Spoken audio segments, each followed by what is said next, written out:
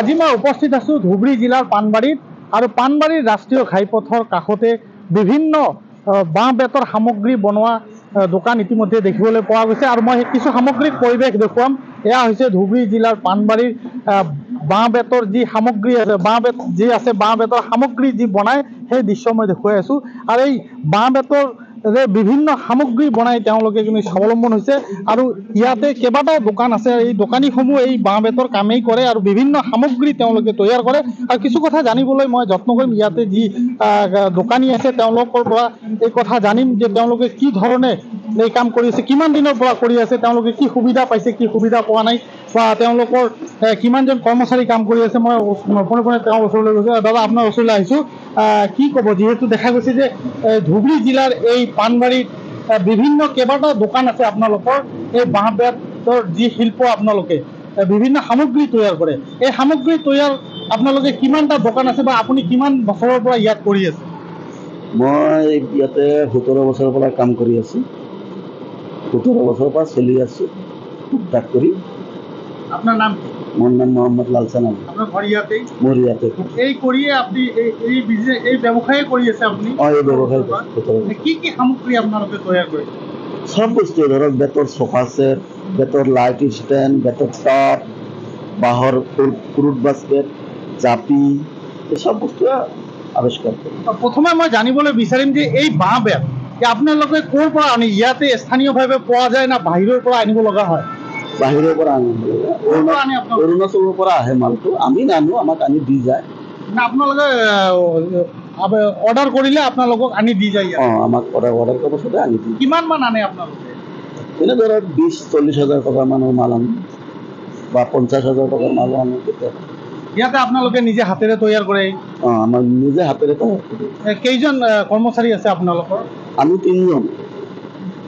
এই ব্যৱসায়েৰে আপোনালোকে আপুনি আৰু যি 3জন আছে তেওঁলোকে মিলি এই পৰিয়াল পোহপাল দিবলৈ বা ব্যৱসায় কৰিবলৈ সক্ষম হৈছে? অঁ, এই 3জনে আমি কৰিছোঁ। আৰু এই বস্তু বনোৱাৰ পিছত আপোনালোকে এই সামগ্ৰী ক'ত বিক্ৰী কৰে বা কেনেধৰণে বিক্ৰী কৰে? বাহিৰলৈ পঠিয়াই নেকি?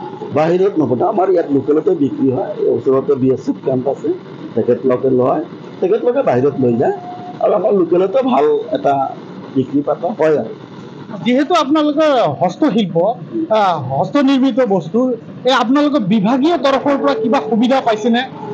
নাই পোৱা, তেনেকৈ আমি বিভাগৰ তৰফৰ পৰা কোনো সুবিধা নাই পোৱা। কোনেও আপোনালোকৰ যোগাযোগ কৰা? আপোনালোকে যোগাযোগ কৰিছে নেকি? নাই কৰা, আমি যোগাযোগ কৰা নাই। আপোনালোকৰ লোনৰ কাৰণে বেংকে আপোনালোকৰ কোনো ধৰণৰ যোগাযোগ কৰিছেনে বা আপোনালোকে কোনো ধৰণে বেংকৰ লগত যোগাযোগ কৰিছে নেকি? লোন পোৱাৰ পিছত, ঋণ লোৱাৰ পিছত আৰু ডাঙৰকৈ কৰিব বুলি ভাবিছেনে? তেনেকৈ এনে যোগাযোগ কৰিছিলোঁ, কিন্তু পোৱা নাই। ঋণো পোৱা নাই? ঋণ পোৱা নাই চৰকাৰৰ ফালৰ পৰা? চৰকাৰৰ ফালৰ পৰা ঋণ পোৱা নাই। মাহিলী আপোনালোকৰ কেনেধৰণে ইনকাম হয়? বা ধৰক এভাৰেজত 16,000, 17,000 লাষ্ট মাহত। পৰিয়ালত কেইজন আছে আপোনালোকৰ? 2জন। পৰিয়াল পোহপাল দিবলৈ সক্ষম হৈছে? পঢ়া শুনা কৰি আছে? অঁ, ল'ৰা ছোৱালী পঢ়া শুনা কৰি। কষ্ট হয় মোৰ অলপ, কিন্তু যদি বেংকৰ পৰা বা বিভাগীয় কৰ্তৃপক্ষৰ পৰা যদি কিবা ধৰণে সহযোগ পায় তেনেহ'লে আপুনি ইয়াতকৈ ডাঙৰ কৰিব বুলি আশা কৰিছে নেকি? অঁ, সেই নিশ্চয় আশা কৰিছোঁ।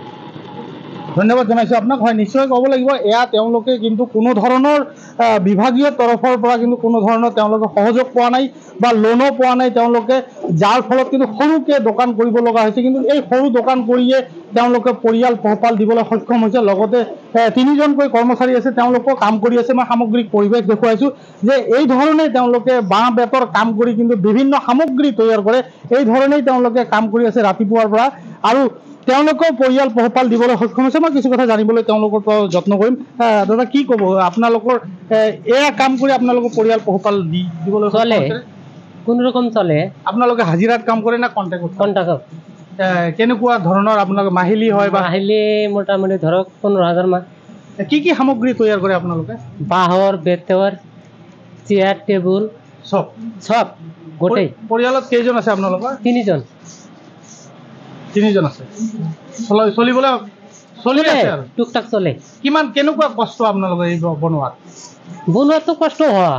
এটা চেয়াৰ কেইদিনত আপুনি বনাব পাৰে? এটা চেয়াৰ মোটামুটি ধৰক 3 দিন মান লাগে।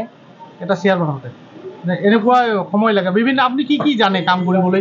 কি বনাব পাৰে? চেয়াৰ বনাব পাৰোঁ, আপাৰ টুল মুঢ়া বিভিন্ন বিভিন্ন সামগ্ৰী ধৰণৰ কাম দামী